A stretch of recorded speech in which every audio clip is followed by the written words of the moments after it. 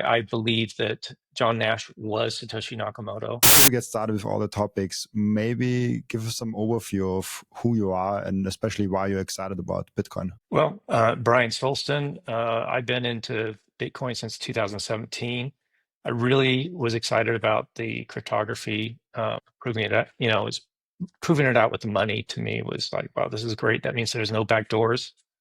As a privacy advocate, that was exciting. I kind of missed, early 2009 Bitcoin. I should have stayed with, you know, um, that PGP, pretty good program or whatever it stood for. That was early cryptography.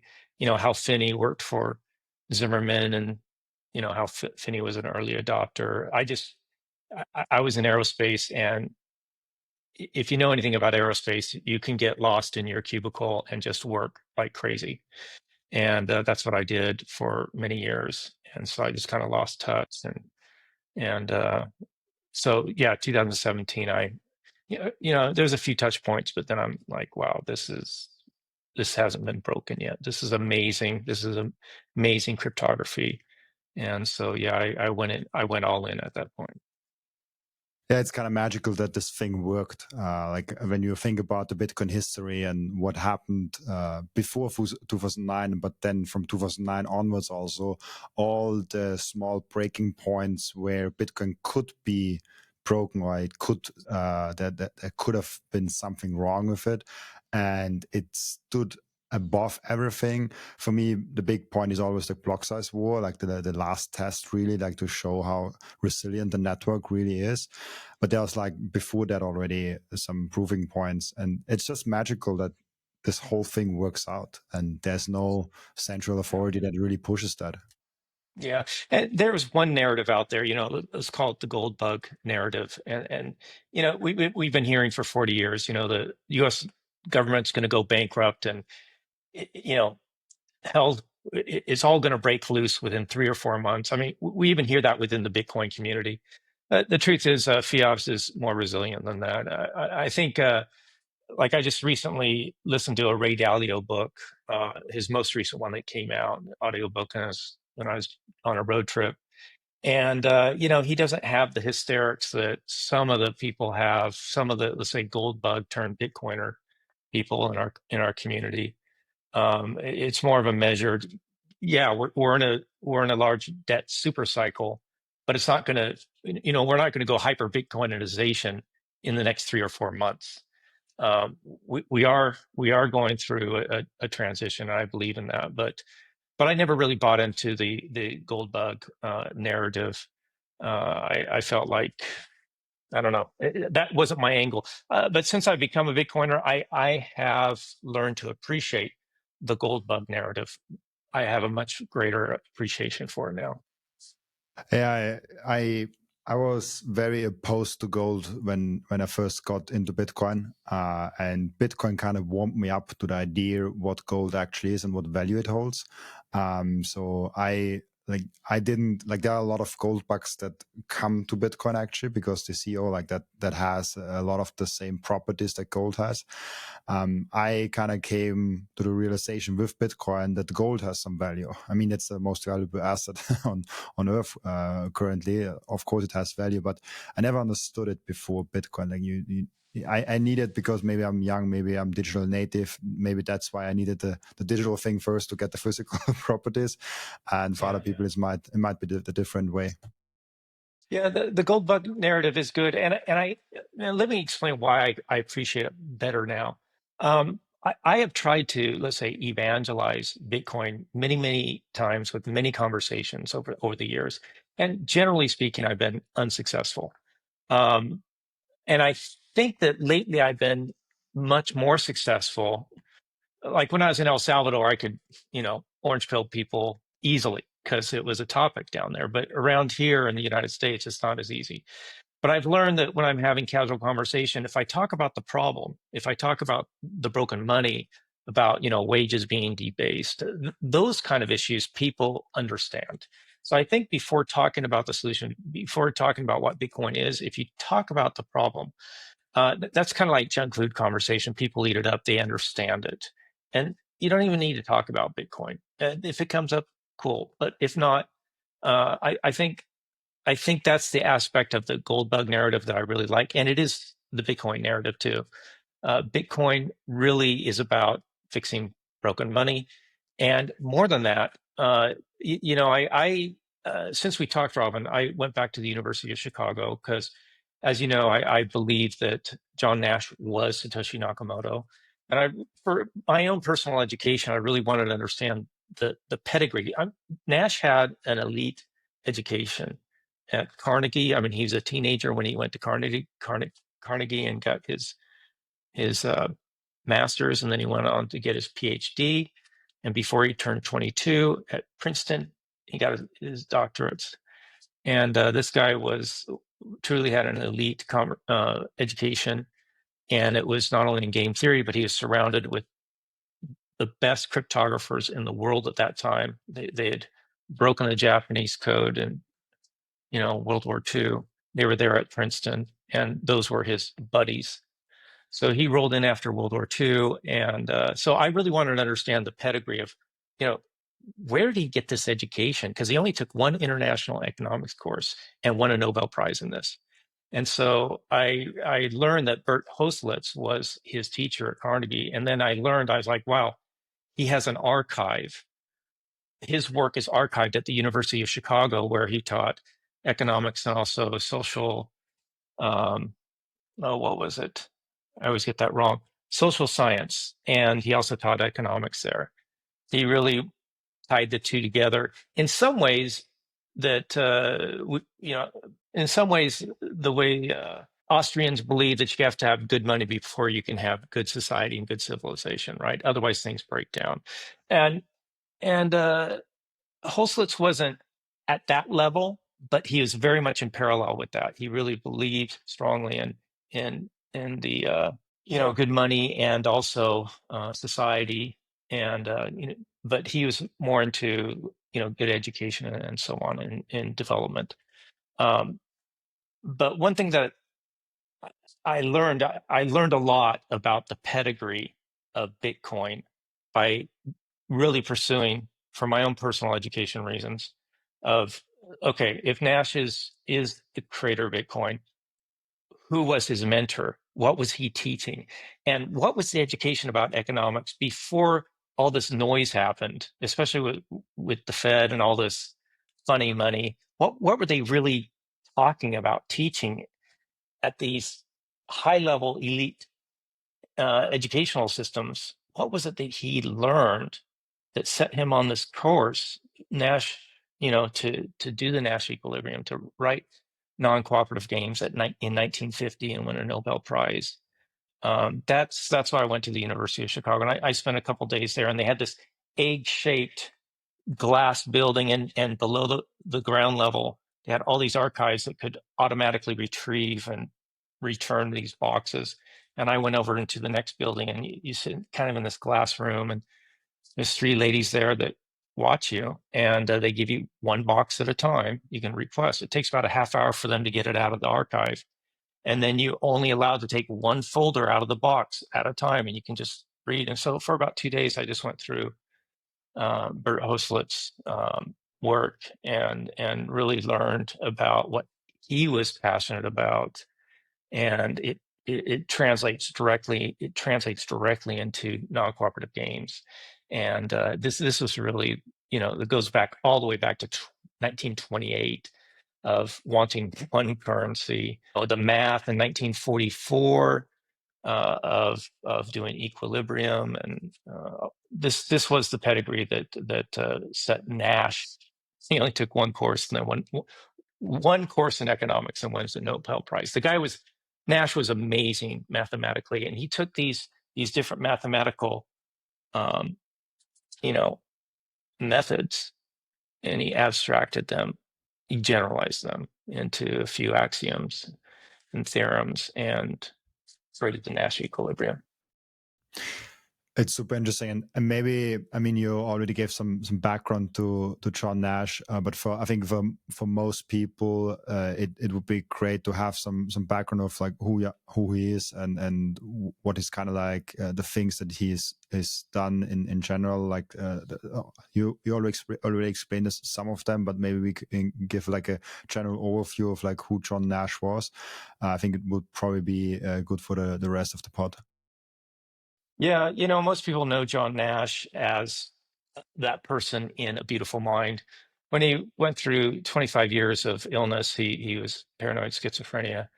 And the book A Beautiful Mind really focused on his illness, and the movie did too. And the movie made it into they fictionalized a lot of the scenes too. And so when I learn about, I mean, I love that movie. I saw A Beautiful Mind. I thought it was amazing, and then I watched it, fairly recently, like a year ago, and I thought it was a little bit cringy, or a little bit cringe because it was just so focused on his illness, and it really inflated that. It really disregarded many of his accomplishments in his life before his illness. He was a genius. He had 25 years of schizophrenia, paranoid schizophrenia, and then he recovered. And his recovery was more than noteworthy. He continued his work. In fact, he was doing his work even during those 25 years. He was, you know, alone. He was the lone genius on the blackboard, uh, you know, just doing his work all by himself and obsessing. And the guy was a computer. It's the kind of person that if we would, even if you don't believe who that John Nash is Satoshi Nakamoto, it's the kind of person you think that Satoshi Nakamoto might describe, like the lone genius that, like Satoshi Nakamoto probably isn't the general mainstream guy that you know from the guy from your neighborhood. So it's really interesting to think about that. And you also, and I want to get late in the episode in, because we had already an episode where we touched on the theory a little bit. So we got a community question that we kind of can tackle it today a little bit, but maybe we start with the how John Nash is kind of changing the Bitcoin narrative, and how you look at that. Yeah, it greatly simplifies the narrative. I think when you understand that Bitcoin is ideal money and Bitcoin is asymptotically ideal money, meaning that the inflation rate is approaching zero, or the coin issuance is approaching zero, and it's going to be snipped off, and no more Bitcoin is going to be created, and then it will be ideal money. When you understand what ideal money is, and that all it is a ledger that doesn't debase the units, it's really simple. And if you look at all these other crypto things that are going on, there's meandering narratives all over the place. And let's face it, some of our Bitcoin friends, they get caught up with some of these NFTs and think that Bitcoin needs to do that kind of stuff too. It doesn't. It needs to stay focused on the original intent of what Bitcoin is, and that is ideal money, nothing more. If we stay focused on that, that's the big prize. And now, if we think about all the implications of that, it's almost endless. The complexity of having ideal money and stopping the theft is extraordinary, and that's highly complex. So we can talk about the consequences of ideal money, especially better supply chain. We're not going to have long-term contracts falling apart. That those kind of efficiencies are beyond our comprehension, and so they compound. Progress compounds on itself when we can really have a foundation of ideal money. The kind of civilization and society that will emerge from that is something that is going to have consequences that are great, very complex, that we can't fully understand. Why do you actually call it ideal money and not like sound money? Is there like, is it just the word difference, or is there like an actual difference for you what ideal money versus sound money means? Well, that's good. That's a very good question. Keep in mind that after his recovery in, what was it, 1983, his first big publication I recall was 2002, Ideal Money. And my interpretation was it's going to be this global money. He's going to have an index. We're going to have cooperation because there's so many benefits if we can just have one currency. In fact, back in 1928, one of in Bert Hoslett's archive, he has a book, and the first chapter is talking about how Illinois and New York have the same currency, but when you have different countries, they have different currencies, and this makes things much more complex. Now, let me digress just a little bit here. This is important, Robin. Right after that 1928 book, he has a 1944 course that he takes in economics where he's doing all the math to find the equilibrium between two countries so that they can figure out their trade to get to parity or equilibrium, and so they can have standard value, or what Nash would call standard measurement of value. And so the U.S. would go into these negotiations, and they'd already figure it out. And they say, "Hey, for us to have equilibrium, we need to have this kind of trade agreement, and it's going to be mutually beneficial and get it done." It's not like Trump going in and "Hey, I'm tough, and we're going to negotiate, and I'm the art of the deal." No, it wasn't like that back then. University of Chicago had experts trained in mathematics to figure out these equilibrium, the parity, and they would go in and say, "This is what we need to find that equilibrium." Now, let's get back to this ideal money. Why do I call that ideal money? Is because Nash published a book on ideal money in 2002, and part of his recovery, by the way, in 1983 and thereafter, was he gave up on politics and he gave up on religion, and he devoted himself to technology. And he attributed that to his recovery from paranoid schizophrenia. A lot of this, let's put it in other terms, all these delusions that he had, he was able to, let's say, figure out, okay, these are delusions and this is reality. And so he went after this ideal money, but as soon as he published it, every time he lectured, he was talking about asymptotically ideal money. Now, this is my interpretation. This isn't Nash's, but I think he would agree with me. He died in 2015, but I think he would agree with me on this, is that his ideal money was really a centralized method of, okay, we're going to get cooperations between the international community because we're going to have so many benefits. But he was cynical at that point in 2002. He knew it would never happen because when it comes to these centralized forces, they are corrupt and they're not going to give up that power. He knew that in 2002.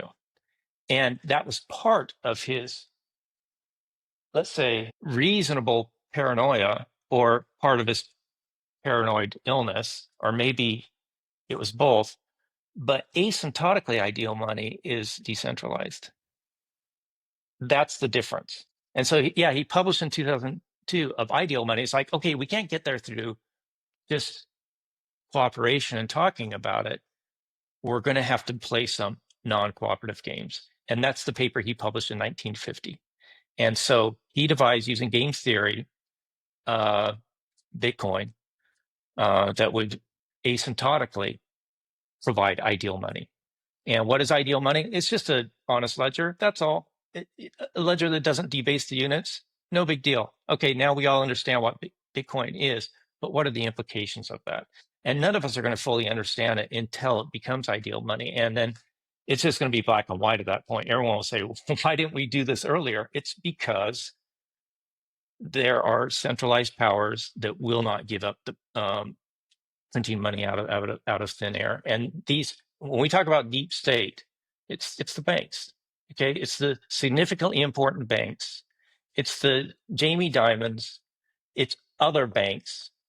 This is deep state. They have immense power. They are the king makers in the world.